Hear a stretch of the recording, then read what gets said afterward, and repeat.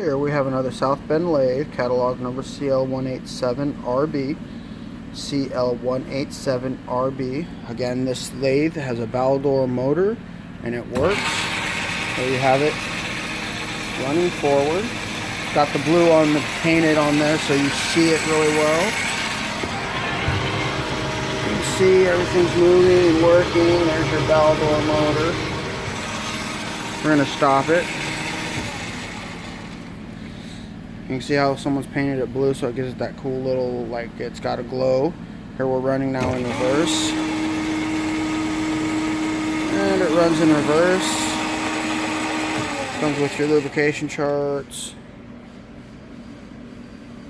Has your threads per inch, feeds in thousandths. South Bend lathe, CL187RB.